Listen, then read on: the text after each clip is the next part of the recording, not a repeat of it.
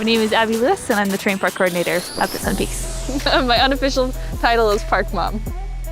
I've lived in Sun Peaks for 6 years, and I've worked in park crew for 4 years.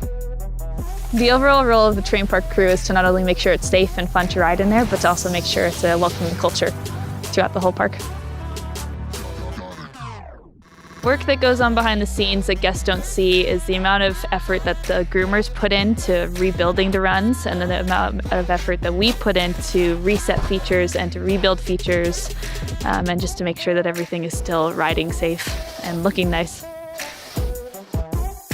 What sets our park apart from other parks is that it is top to bottom, and you get a really nice flow. You don't stop riding park until you're back at the chair, and not a lot of places have that.